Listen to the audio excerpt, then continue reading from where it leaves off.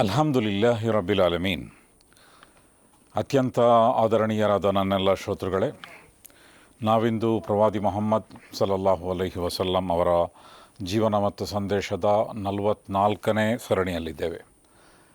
ಕಳೆದ 43ನೇ ಸರಣಿಯಲ್ಲಿ ಮಕ್ಕಾದಲ್ಲಿ ಪ್ರವಾದಿ ಮೊಹಮ್ಮದ್ ಸಲ್ಲಂ ನಡೆಸಿದಂತಹ ವಿವಾಹಗಳು, ಪ್ರವಾದಿ ಮೊಹಮ್ಮದ್ ಸಲ್ಲಲ್ಲಾಹು ಅಲೈಹಿ ವಸಲ್ಲಮರ ದಾಂಪತ್ಯ ಜೀವನ, ಅದರ ಬಗ್ಗೆ ನಾವು ಕೇಳಿದ್ದೆವು.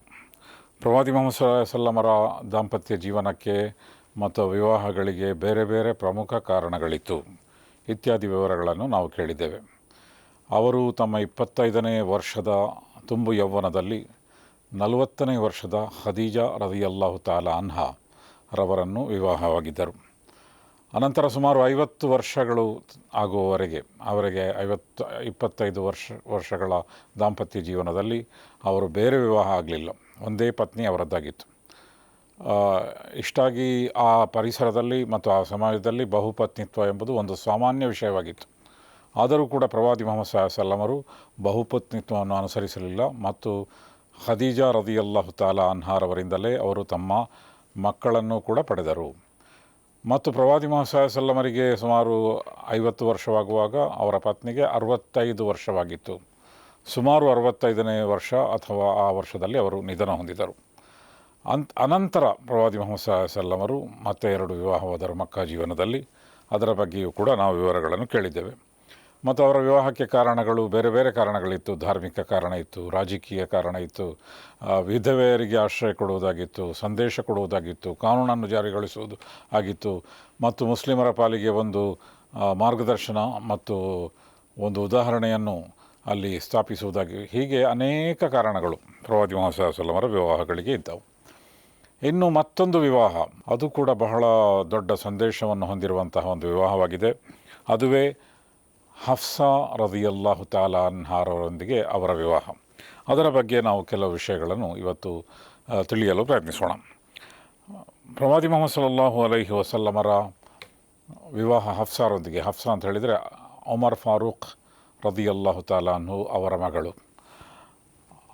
ಉಮರ್ ಫಾರೂಕ್ ಪ್ರವಾದಿ ಮೊಹಮ್ಮದ್ ಸಲ್ಲಲ್ಲಾಹು ಅಲೈಹಿ ವಸಲ್ಲಮರ ನಂತರ 2ನೇ ಖಲೀಫಾ ಆಗಿ ಮತ್ತು ವಿವಿಧ ರೀತಿಯ ಸೇವೆಗಳ ಮೂಲಕ ತಮ್ಮದೇ ಆದ ಛಾಪನ್ನು ಮೂಡಿಸಿದಂತಹ ಒಂದು ಹಿರಿಯ ವ್ಯಕ್ತಿತ್ವ ಉಮರ್ ಫಾರೂಕ್ ರದಿಯಲ್ಲಾಹು ತಾಲಾ.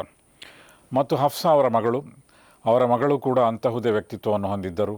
ದೃಢಕಾಯದ ವ್ಯಕ್ತಿತ್ವ, ಧೈರ್ಯಶಾಲಿ ವ್ಯಕ್ತಿತ್ವ, ಬಹಳ ಬುದ್ಧಿಮತ್ತೆಯಾಗಿದ್ದರು ಮತ್ತು ವಿದ್ಯಾವಂತೆಯಾಗಿದ್ದರು. ಇದೆಲ್ಲವೂ ಕೂಡ ಇದ್ದಂತಹ ಒಬ್ಬಳು ಮಗಳು ಹಫ್ಸಾ ರದಿಯಲ್ಲಾಹು ತಾಲಾ ಅನ್ಹಾ.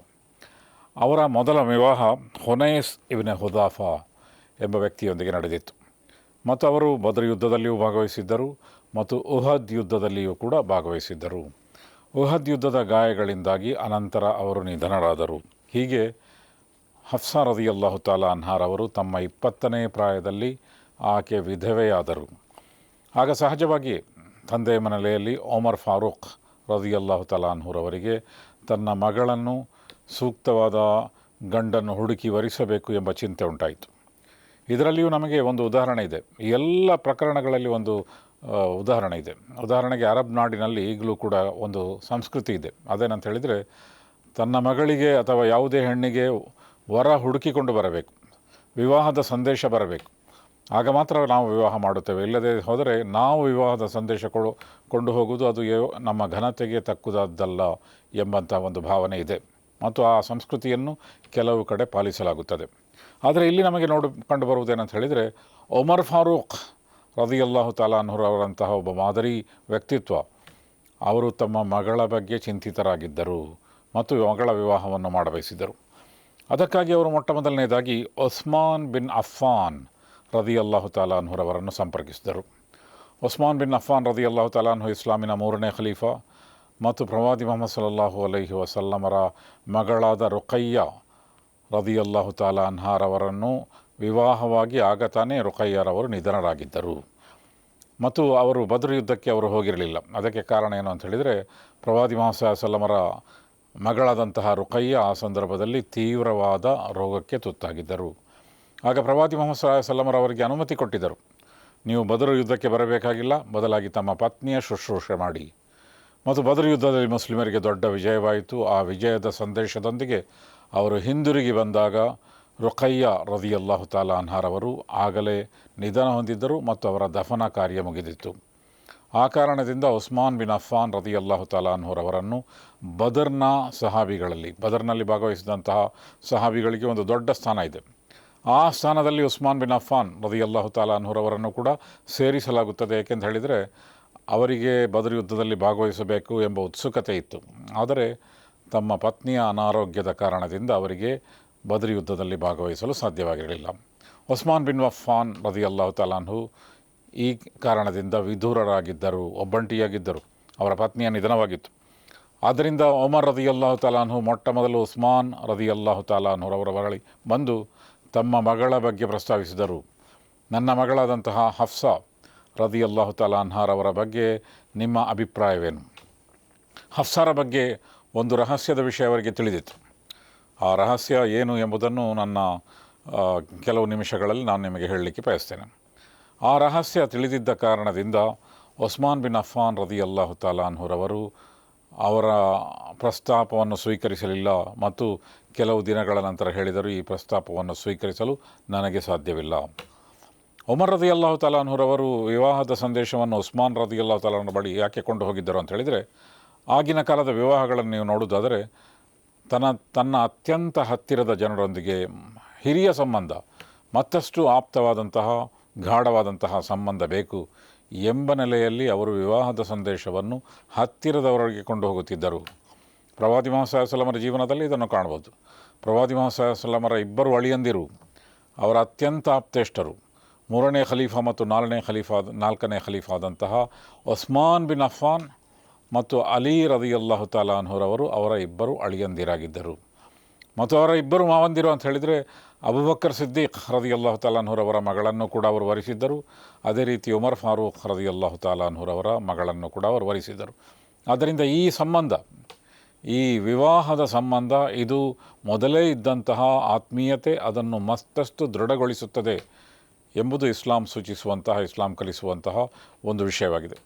ಆದರೆ ಸಾಮಾನ್ಯವಾಗಿ ನಮ್ಮ ಸಮಾಜದಲ್ಲಿ ನಾವು ನೋಡ್ತೇವೆ, ವಿವಾಹದ ಸಂಬಂಧ ಆದರೆ ಮತ್ತು ಈ ವಿವಾಹದ ಸಂಬಂಧದಿಂದ ಉಂಟಾಗುವಂತಹ ಸಂಬಂಧ, ಉದಾಹರಣೆಗೆ ಗಂಡನಿಗೆ ತನ್ನ ಪತ್ನಿಯ ಸಂಬಂಧಿಕರೊಂದಿಗೆ ಅಷ್ಟು ಇಷ್ಟವಾಗುವುದಿಲ್ಲ ಮತ್ತು ಪತ್ನಿಯ ಸಂಬಂಧಿಕರಿಗೆ ತನ್ನ ಅಳಿಯನ ಸಂಬಂಧಿಕರೊಂದಿಗೆ ಅಷ್ಟು ಹೊಂದಿ ಬರುವುದಿಲ್ಲ. ಇದು ಸಾಮಾನ್ಯ ಎಂದು ಭಾವಿಸಲಾಗುತ್ತದೆ. ಆದರೆ ಪ್ರವಾದಿ ಮುಹಮ್ಮದ್ ಸಲ್ಲಲ್ಲಾಹು ಅಲೈಹಿ ವಸಲ್ಲಂ ಮತ್ತು ಅವರ ಅನುಯಾಯಿಗಳ ಜೀವನದಲ್ಲಿ ಇದು ಕಂಡುಬರುತ್ತಿರಲಿಲ್ಲ. ಬದಲಾಗಿ ವಿವಾಹದ ಸಂಬಂಧದಿಂದ ಅನ್ಯೋನ್ಯತೆ ಹೆಚ್ಚಾಗುತ್ತಿತ್ತು. ಈ ಕಾರಣದಿಂದಲೇ ಉಮರ್ ಫಾರೂಕ್ ರದಿಯಲ್ಲಾಹು ತಾಲಾ ಅನ್ಹು ಉಸ್ಮಾನ್ ರವರಿಗೆ ತಮ್ಮ ಮಗಳ ಪ್ರಸ್ತಾಪವನ್ನು ತಂದರು ಮತ್ತು ಉಸ್ಮಾನ್ ರದಿಯಲ್ಲಾಹು ತಾಲಾ ಅನ್ಹುರವರು ಅದನ್ನು ಸ್ವೀಕರಿಸಲಿಲ್ಲ. ಆಗ ಅವರು ಅಬೂಬಕರ್ ಸಿದ್ದೀಕ್ ರದಿಯಲ್ಲಾಹು ತಾಲಾ ಅನ್ಹುರವರ ಬಳಿಗೆ ಹೋದರು.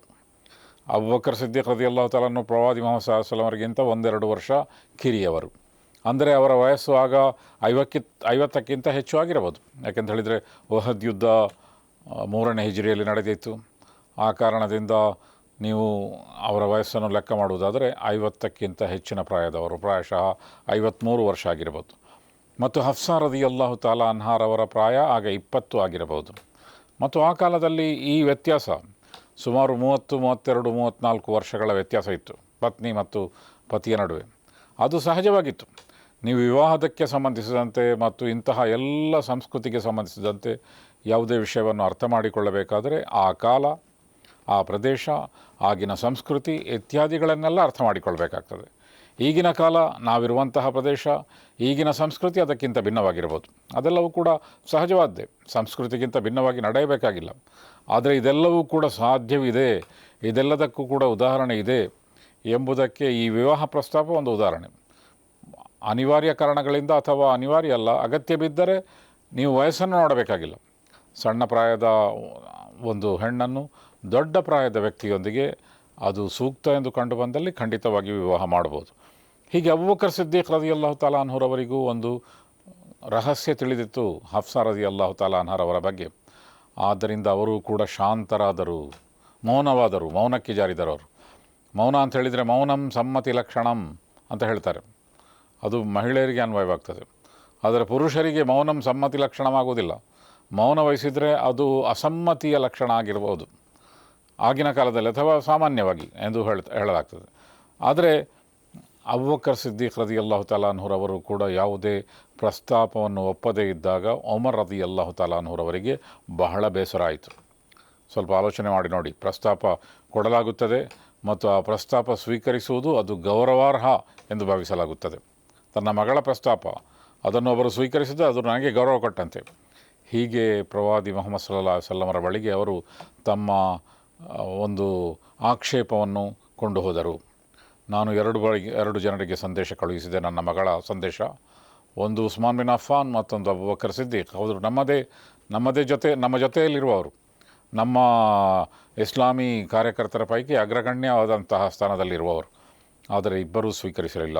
ಆಗ ಪ್ರವಾದಿ ಮುಹಮ್ಮದ್ ಸಲ್ಲಲ್ಲಾಹು ಅಲೈಹಿ ವಸಲ್ಲಮರು ಅವರನ್ನು ಸಂತೈಸುತ್ತಾ ಹೇಳಿದರು, ನೀವು ಚಿಂತಿಸಬೇಕಾಗಿಲ್ಲ, ಹಫ್ಸಾರವರಿಗೆ ಉಸ್ಮಾನ್ ಬಿನ್ ಅಫ್ಫಾನ್ ರದಿಯಲ್ಲಾಹು ತಆಲಾ ಅನ್ಹುರಿಗಿಂತ ಉತ್ತಮವಾದಂತಹ ಒಬ್ಬ ಪುರುಷ ನಿಮಗೆ ಸಿಗುತ್ತಾನೆ, ಒಬ್ಬ ಗಂಡು ನಿಮಗೆ ಸಿಗುತ್ತಾನೆ.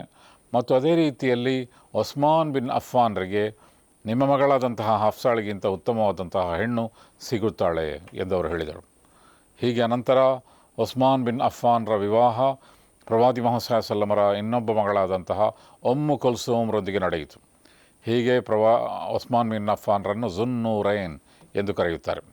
ಎರಡು ಪ್ರಕಾಶಗಳನ್ನು ಹೊಂದಿದಂತಹ ವ್ಯಕ್ತಿ ಅಂತ ಹೇಳಿದರೆ ಪ್ರವಾದಿ ಮುಹಮ್ಮದ್ ಸಲ್ಲಲ್ಲಾಹು ಅಲೈಹಿ ವಸಲ್ಲಮರ ಎರಡು ಹೆಣ್ಮಕ್ಕಳನ್ನು ಅವರು ವಿವಾಹವಾದರು.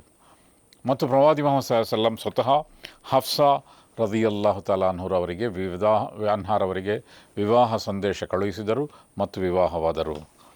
ಮತ್ತು ಸಹಜವಾಗಿ ಪ್ರವಾದಿ ಮುಹಮ್ಮದ್ ಸಲ್ಲಲ್ಲಾಹು ಅಲೈಹಿ ವಸಲ್ಲಮರಿಗೆ ಅವರ ಪತ್ನಿಯರ ನಡುವೆ ಕೆಲವೊಮ್ಮೆ ಭಿನ್ನಾಭಿಪ್ರಾಯ ಆಗ್ತಾಯಿತ್ತು. ಮತ್ತು ಆ ಭಿನ್ನಾಭಿಪ್ರಾಯದ ಕಾರಣದಿಂದ ಪ್ರವಾದಿ ಮುಹಮ್ಮದ್ ಸಲ್ಲಲ್ಲಾಹು ಅಲೈಹಿ ವಸಲ್ಲಮರಿಗೂ ಕೂಡ ಕೆಲವೊಮ್ಮೆ ಅದರಿಂದ ಸ್ವಲ್ಪ ತೊಂದರೆ ಆಗ್ತಾಯಿತ್ತು. ಇದೆಲ್ಲವೂ ಕೂಡ ದಾಂಪತ್ಯ ಜೀವನದಲ್ಲಿ ಸಹಜ ಎಂದು ಕೂಡ ನಮಗೆ ಇದರಿಂದ ವ್ಯಕ್ತವಾಗುತ್ತದೆ.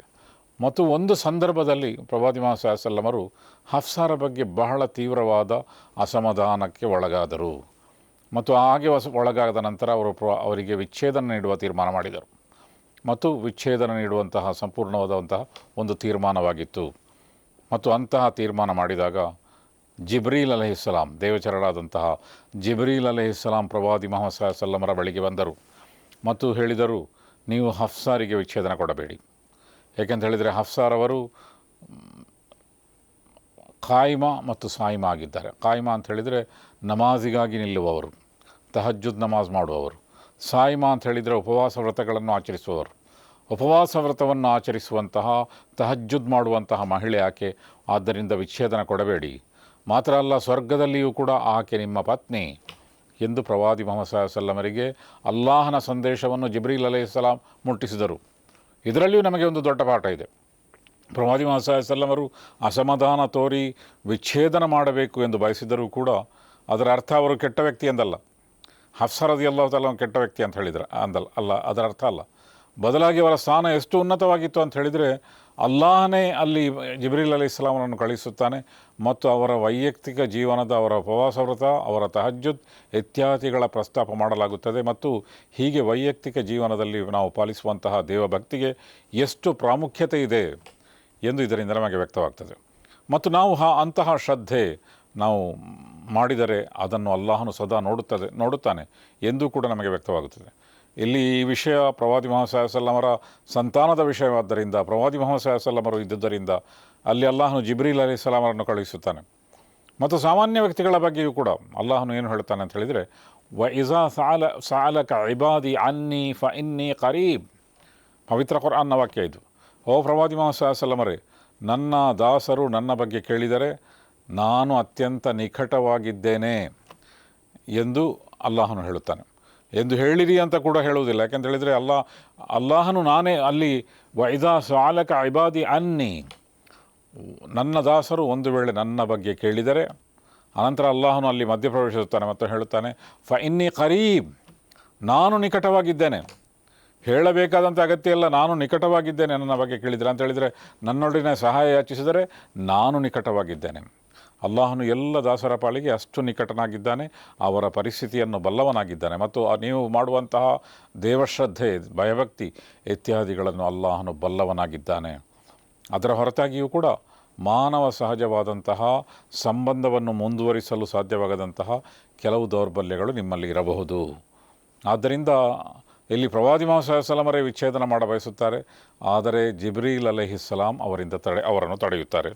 ಇದರಲ್ಲಿ ನಮಗೆ ಇರುವಂತಹ ಅನೇಕ ಪಾಠಗಳ ಪೈಕಿ ಒಂದು ಪಾಠ ಏನು ಅಂತ ಹೇಳಿದರೆ, ತಂದೆ ತಾಯಿಗಳು ತಮ್ಮ ಮಕ್ಕಳ ವಿವಾಹದ ಬಗ್ಗೆ, ವಿವಾಹ ಆಗಿರದಂತಹ ಮಕ್ಕಳ ವಿವಾಹದ ಬಗ್ಗೆ ಉತ್ಸುಕತೆ ವಹಿಸಬೇಕು. ಮಾತ್ರ ಅಲ್ಲ, ವಿಧವಾ ವಿವಾಹಕ್ಕೆ ಪ್ರಾಶಸ್ತ್ಯ ಕೊಡಬೇಕು. ಮತ್ತು ಪ್ರವಾದಿ ಮೊಹಮ್ಮದ್ ಸಲ್ಲಮರ ವಿವಾಹಗಳನ್ನು ನೋಡುವುದಾದರೆ ಎಲ್ಲರೂ ಕೂಡ ವಿಧವೆಯಾಗಿದ್ದರು. ಆಯಿಷಾ ರದಿಯಲ್ಲಾಹು ತಾಲಾ ಅನ್ಹಾರವರ ಒಬ್ಬರನ್ನು ಬಿಟ್ಟರೆ ಬೇರೆಯವರೆಲ್ಲರೂ ಕೂಡ ವಿಧವೆಯಾಗಿದ್ದರು. ಆದ್ದರಿಂದ ವಿಧವಾ ವಿವಾಹಕ್ಕೆ ಪುರಸ್ಕಾರ ಕೊಡಬೇಕು, ಅದಕ್ಕೆ ಮಾನ್ಯತೆ ಕೊಡಬೇಕು ಎಂಬುದು ಪ್ರವಾದಿ ಮೊಹಮ್ಮದ್ ಸಲ್ಲಮರ ವಿವಾಹಗಳ ಒಂದು ಉದ್ದೇಶವಾಗಿತ್ತು. ಇದಕ್ಕೆ ಎಷ್ಟು ಪ್ರಾಮುಖ್ಯತೆ ಎಂದು ನಮಗೆ ವ್ಯಕ್ತವಾಗುತ್ತದೆ. ಮತ್ತು ಅದೇ ರೀತಿಯಲ್ಲಿ ಅಲ್ಲಾಹನ ಯೋಜನೆ ನಮ್ಮ ಯೋಜನೆಗಿಂತ ಉತ್ತಮವಾದದ್ದು ಎಂಬ ಸಂದೇಶ ಕೂಡ ಇದರಲ್ಲಿದೆ. ಉಮರ್ ರದಿಯಲ್ಲಾಹು ತಾಲಾನು ಭಾವಿಸಿದ್ದರು, ನನ್ನ ಅಳಿಯನಾಗಿ ಉಸ್ಮಾನ್ ಬಿನ್ ಅಫ್ಫಾನ್ ಬರಬೇಕು ಅಥವಾ ಅಬೂಬಕರ್ ಸಿದ್ದೀಕ್ ಬರಬೇಕು ಎಂದು ಅವರು ಭಾವಿಸಿದ್ದರು. ಆದರೆ ಅಲ್ಲಾಹನ ಯೋಜನೆ ಅದಕ್ಕಿಂತ ಉತ್ತಮವಾದಾಗಿತ್ತು. ಪ್ರವಾದಿ ಮೊಹಮ್ಮದ್ ಸಲ್ಲಂ ಸ್ವತಃ ಅಬೂಬಕರ್ ಸಿದ್ದೀಕ್ರವರ ಅಳಿಯನಾದರು. ಮತ್ತು ಅದೇ ರೀತಿಯಲ್ಲಿ ಉಸ್ಮಾನ್ ಬಿನ್ ಅಫ್ಫಾನ್ರಿಗೆ ಹಫ್ಸಾ ರದಿಯಲ್ಲಾಹು ತಾಲಾ ಅನ್ಹಾರಿಗಿಂತ ಉತ್ತಮರಾದಂತಹ ಪ್ರವಾದಿ ಮೊಹಮ್ಮದ್ ಸಲ್ಲಮರ ಮಗಳಾದಂತಹ ಉಮ್ಮು ಕುಲ್ಸೂಮ್ ತನ್ನ ಪತ್ನಿಯಾಗಿ ಸಿಕ್ಕರು. ಆದ್ದರಿಂದ ಎಲ್ಲ ಸಂದರ್ಭದಲ್ಲಿಯೂ ಕೂಡ ನಾವು ಅಲ್ಲಾಹನಿಗೆ ಮೊರೆಯಿಡಬೇಕು, ನಮ್ಮ ಪ್ರಯತ್ನ ಮಾಡಬೇಕು. ಆದರೆ ಕೆಲವೊಮ್ಮೆ ಅಲ್ಲಾಹನ ಯೋಜನೆ ಅದು ನಮ್ಮ ಯೋಜನೆಗಿಂತ ಉತ್ತಮವಾಗಿರುತ್ತದೆ ಎಂಬಂತಹ ಪಾಠವು ಕೂಡ ಇದರಲ್ಲಿದೆ. ಮತ್ತು ನಾನೊಂದು ರಹಸ್ಯದ ಬಗ್ಗೆ ಹೇಳಿದೆ. ಆ ರಹಸ್ಯ ಏನು ಅಂತ ಹೇಳಿದರೆ, ಪ್ರವಾದಿ ಮೊಹಮ್ಮದ್ ಸಲ್ಲಮರು ಹಫ್ಸಾರನ್ನು ವಿವಾಹವಾಗುವ ಬಗ್ಗೆ ಅಬೂಬಕರ್ ಸಿದ್ದೀಕ್ ಮತ್ತು ಉಸ್ಮಾನ್ ಬಿನ್ ಅಫ್ಫಾನ್ರಲ್ಲಿ ಪ್ರಸ್ತಾಪ ಮಾಡಿದ್ದರು. ಅವರಿಗೆ ಈ ರಹಸ್ಯ ತಿಳಿದಿತ್ತು. ಆದ್ದರಿಂದ ಅವರು ಉಮರ್ ರದಿಯಲ್ಲಾಹು ತಾಲಾನೊಂದಿಗೆ ಪ್ರವಾದಿ ಮೊಹಮ್ಮದ್ ಸಲ್ಲಮರೇ ನಿಮ್ಮ ಮಗಳನ್ನು ವಿವಾಹವಾಗ ಬಯಸುತ್ತಾರೆ ಎಂದು ಹೇಳಲು ಇಷ್ಟಪಡಲಿಲ್ಲ. ಯಾಕೆಂತ ಹೇಳಿದರೆ ಅದೊಂದು ರಹಸ್ಯದ ವಿಷಯ. ಆದ್ದರಿಂದ ಇಲ್ಲಿ ನಮಗಿರುವಂತಹ ಮತ್ತೊಂದು ಪಾಠ ಏನು ಅಂತ ಹೇಳಿದರೆ, ವಿವಾಹದ ಪ್ರಸ್ತಾಪ ಬಂದಾಗ ಆ ವಿವಾಹವಾಗುವವರೆಗೆ ಅದನ್ನು ರಹಸ್ಯವಾಗಿಡಿರಿ. ಮತ್ತು ಉಮರ್ ರದಿಯಲ್ಲಾಹು ತಾಲಾನ್ಹುರಂತಹ ಆಪ್ತ ವ್ಯಕ್ತಿ ಬಂದಾಗಲೂ ಕೂಡ ಈ ರಹಸ್ಯವನ್ನು ಅವರು ಬಿಟ್ಟುಕೊಡಲಿಲ್ಲ. ಉಸ್ಮಾನ್ ರದಿಯಲ್ಲಾಹು ತಾಲಾನ್ಹು ಬಿಟ್ಟುಕೊಡಲಿಲ್ಲ. ಅದೇ ರೀತಿಯಲ್ಲಿ ಅಬೂಬಕರ್ ಸಿದ್ದೀಕ್ ರದಿಯಲ್ಲಾಹು ತಾಲಾನ್ಹುರವರು ಕೂಡ ಬಿಟ್ಟುಕೊಡಲಿಲ್ಲ. ಆದ್ದರಿಂದ ರಹಸ್ಯ ಪಾಲನೆಗೆ, ಅದರಲ್ಲೂ ವಿಶೇಷವಾಗಿ ವಿವಾಹ ಪ್ರಸ್ತಾಪ ಬಂದಾಗ ಅದರ ರಹಸ್ಯ ಪಾಲನೆಗೆ ಎಷ್ಟು ಒಂದು ಮಹತ್ವ ಇದೆ ಎಂದು ನಮಗೆ ವ್ಯಕ್ತವಾಗುತ್ತದೆ. ಮತ್ತೊಂದು ವಿಷಯ ಇಲ್ಲಿ ವ್ಯಕ್ತವಾಗುವಂಥದ್ದು ಏನು ಅಂತ ಹೇಳಿದರೆ, ಅಲ್ಲಾಹನು ಯಾವಾಗಲೂ ಕೂಡ ವೈವಾಹಿಕ ಸಂಬಂಧವನ್ನು ಜೋಡಿಸ ಬಯಸುತ್ತಾನೆ. ಇಲ್ಲಿ ಅಲ್ಲಾಹನು ಪ್ರವಾದಿ ಮೊಹಮ್ಮದ್ ಸಲ್ಲಮರು ವಿಚ್ಛೇದನ ಕೊಡ ಬಯಸಿದಾಗ ಅಲ್ಲಾಹನೇ ಅವರನ್ನು ತಡೆದನು. ಇದರಿಂದ ನಮಗೆ ವ್ಯಕ್ತವಾಗುವಂತಹ ಒಂದು ವಿಷಯ ಏನಂತ ಹೇಳಿದರೆ, ಅಲ್ಲಾಹನು ವಿವಾಹ ಸಂಬಂಧವನ್ನು ಜೋಡಿಸ ಬಯಸುತ್ತಾನೆ ಮತ್ತು ಮುರಿಯ ಬಯಸುವುದಿಲ್ಲ. ಆದ್ದರಿಂದ ನಮ್ಮಲ್ಲಿ ಯಾರಿಗೆಲ್ಲ ಸಾಧ್ಯ ಇದೆಯೋ ಅವರು ವಿವಾಹ ಸಂಬಂಧವನ್ನು ಜೋಡಿಸಬೇಕು. ಮತ್ತು ಒಂದು ವೇಳೆ ಪ್ರವಾದಿ ಮೊಹಮ್ಮದ್ ಸಲ್ಲಲ್ಲಾಹು ಅಲೈಹಿ ವಸಲ್ಲಂ ಹಫ್ಸಾ ರದಿಯಲ್ಲಾಹು ತಾಲಾ ಅನ್ಹರವರಿಗೆ ವಿವಾಹ ವಿಚ್ಛೇದನ ಕೊಟ್ಟಿದ್ದರೆ, ಅವರ ತಂದೆಯಾದಂತಹ ಅಬೂಬಕರ್ ಸಿದ್ದೀಕ್ ರದಿಯಲ್ಲಾಹು ತಾಲಾನು ಪ್ರವಾದಿ ಮೊಹಮ್ಮದ್ ಸಲ್ಲಮರ ಶತ್ರುವಾಗಲು ಸಾಧ್ಯ ಇರಲಿಲ್ಲ. ಆದ್ದರಿಂದ ಈ ವಿವಾಹ ಸಂಬಂಧ ಕೆಲವೊಮ್ಮೆ ಮುರಿದು ಬೀಳುತ್ತದೆ. ಗಂಡ ಹೆಂಡಿನ ನಡುವೆ ಏನಾದರೊಂದು ಅಭಿಪ್ರಾಯ ವ್ಯತ್ಯಾಸ ಉಂಟಾಗುತ್ತದೆ ಅಥವಾ ಹೊಂದಾಣಿಕೆ ಉಂಟಾಗುವುದಿಲ್ಲ. ಆದ್ದರಿಂದ ವಿವಾಹ ಮುರಿದು ಬೀಳಬಹುದು. ಹಾಗೆ ವಿವಾಹ ಮುರಿದು ಬಿದ್ದರೆ ಎರಡು ಕುಟುಂಬಗಳು ಕೂಡ ಮುರಿದು ಬೀಳಬೇಕಾಗಿಲ್ಲ, ಎಲ್ಲರೂ ಕೂಡ ಪರಸ್ಪರ ಶತ್ರುಗಳಿಂದ ನಡೆದುಕೊಳ್ಳಬೇಕಾಗಿಲ್ಲ. ಈ ಉದಾಹರಣೆಯೂ ಕೂಡ ಇಲ್ಲಿ ನಮಗಿದೆ. ಆದ್ದರಿಂದ ಇಂತಹ ಒಂದು ಪ್ರಸ್ತಾಪ ಬಂದ ನಂತರವೂ ಕೂಡ ಅವರು ದಂಪತಿಗಳಾಗಿ ಮುಂದುವರೆದರು, ಅವರ ಸಂಬಂಧ ಮುಂದುವರಿಯಿತು. ಮತ್ತು ಇಂತಹ ಬೇರೆ ಉದಾಹರಣೆಗಳನ್ನು ನಾವು ಕಾಣಬಹುದಾಗಿದೆ. ಇಲ್ಲಿ ನಾವು ನೆನಪಿಡಬೇಕಾದಂಥ ಇನ್ನೊಂದು ವ್ಯಕ್ತಿತ್ವ ಅಂತ ಹೇಳಿದರೆ, ಹಫ್ಸಾ ರದಿಯಲ್ಲಾಹು ತಾಲಾ ಅನ್ಹಾರವರು ಬಹಳ ಉದಾತ್ತವಾದ ವ್ಯಕ್ತಿತ್ವವನ್ನು ಹೊಂದಿದವರಾಗಿದ್ದರು. ಮತ್ತು ಪವಿತ್ರ ಕುರ್ಆನ್ನ ಮೊದಲ ಪ್ರತಿಯ ಸಂರಕ್ಷಕರಾಗಿದ್ದರು ಅವರು. ಅಬೂಬಕರ್ ಸಿದ್ದೀಕ್ ರದಿಯಲ್ಲಾಹು ತಾಲಾ ಅನ್ಹು ತಮ್ಮ ಕಾಲದಲ್ಲಿ ಉಮರ್ ರದಿಯಲ್ಲಾಹು ತಾಲಾ ಅನ್ಹುರವರ ಸಲಹೆ ಏನಾಗಿತ್ತು ಅಂತ ಹೇಳಿದರೆ, ಯಮಾಮ ಎಂಬ ಒಂದು ಯುದ್ಧದಲ್ಲಿ ಕುರಾನ್ ಕಂಠಪಾಠ ಮಾಡಿದಂತಹ ಅನೇಕ ವ್ಯಕ್ತಿಗಳು ನಿಧನರಾಗಿದ್ದರು. ಆದ್ದರಿಂದ ಅದನ್ನು ದಾಖಲೆಯ ರೂಪದಲ್ಲಿ ಪವಿತ್ರ ಕುರ್ಆನನ್ನು ಸಂಗ್ರಹಿಸಬೇಕು ಎಂಬುದು ಉಮರ್ ರದಿಯಲ್ಲಾಹು ತಾಲಾ ಅನ್ಹುರವರ ಒಂದು ಸಲಹೆಯಾಗಿತ್ತು. ಆ ಸಲಹೆಯಂತೆ ಅಬೂಬಕರ್ ಸಿದ್ದೀಕ್ರವರು ಒಂದು ದಾಖಲೆಯ ರೂಪದಲ್ಲಿ ಪವಿತ್ರ ಕುರ್ಆನ್ನ ಸಂಗ್ರಹಣೆ ಮಾಡಿದರು. ಹಾಗೆ ಸಂಗ್ರಹಣೆ ಮಾಡಿದಂತಹ ಒಂದು ಪ್ರತಿ ಅದು ಉಮರ್ ರದಿಯಲ್ಲಾಹು ತಾಲಾ ಅನ್ಹುರವರ ಬಳಿ ಇತ್ತು. ಅನಂತರ ಉಮರ್ ರದಿಯಲ್ಲಾಹು ತಾಲಾ ಅನ್ಹುರವರ ಬಳಿಕ ಇನ್ನೂ ಕೂಡ ಮೂರನೇ ಖಲೀಫಾ ಆಯ್ಕೆಯಾಗಿರಲಿಲ್ಲ. ಆ ಸಂದರ್ಭದಲ್ಲಿ ಅದನ್ನು ಹಫ್ಸಾ ರದಿಯಲ್ಲಾಹು ತಾಲಾ ಅನ್ಹುರಿಗೆ ಕೊಡಲಾಯಿತು. ಮತ್ತು ಉಸ್ಮಾನ್ ರದಿಯಲ್ಲಾಹು ತಾಲಾ ಅನ್ಹು ಅದನ್ನು ಒಂದು ಪುಸ್ತಕದ ರೂಪದಲ್ಲಿ ತರುವವರೆಗೆ ಅದು ಹಫ್ಸಾ ರದಿಯಲ್ಲಾಹು ತಾಲಾ ಅನ್ಹರವರ ಬಳಿ ಇತ್ತು. ಆದ್ದರಿಂದ ಇದು ಕೂಡ ಹಫ್ಸಾ ರದಿಯಲ್ಲಾಹು ತಆಲಾ ಅನ್ಹಾರವರ ಒಂದು ದೊಡ್ಡ ವ್ಯಕ್ತಿತ್ವ ಅಂತ ಹೇಳ್ಬೋದು. ಆದ್ದರಿಂದ ಇಲ್ಲಿ ನಮಗಿರುವಂತಹ ಅನೇಕ ಪಾಠಗಳಲ್ಲಿ ಒಂದು ವ್ಯಕ್ತಿತ್ವದ ದೋಷಗಳು ಅದು ಯಾರಲ್ಲೂ ಇರಬಹುದು. ಹಫ್ಸಾ ರದಿಯಲ್ಲಾಹು ತಆಲಾ ಅನ್ಹಾರವರಂತಹ ಅತ್ಯಂತ ಉದಾತ್ತವಾದಂತಹ ವ್ಯಕ್ತಿತ್ವ ಇದ್ದಂತಹ ಹಫ್ಸಾ ರದಿಯಲ್ಲಾಹು ತಆಲಾ ಅವರಲ್ಲಿಯೂ ಕೂಡ ವ್ಯಕ್ತಿತ್ವದ ದೋಷಗಳು ಇತ್ತು. ಎಲ್ಲಿಯವರೆಗೆ ವಿವಾಹ ವಿಚ್ಛೇದನವಾಗುವುದರಲ್ಲಿತ್ತು. ಆದ್ದರಿಂದ ವಿವಾಹ ವಿಚ್ಛೇದ ಆದ ತಕ್ಷಣ ಇವರು ಕೆಟ್ಟವರು ಅವರು ಕೆಟ್ಟವರು ಎಂದು ಭಾವಿಸಬೇಕಾಗಿಲ್ಲ. ಇಬ್ಬರ ನಡುವೆ ಹೊಂದಾಣಿಕೆಯಾಗಿಲ್ಲ ಎಂದಷ್ಟೇ ಭಾವಿಸಬೇಕಾಗುತ್ತದೆ. ಮತ್ತು ಆ ಕಾರಣದಿಂದ ಎರಡು ಕುಟುಂಬಗಳು ಮುರಿದು ಬೀಳಬಾರದು. ಕುಟುಂಬಗಳ ನಡುವೆ ಸಹಜವಾದ ಸಂಬಂಧ ಖಂಡಿತವಾಗಿಯೂ ಇರಬಹುದು.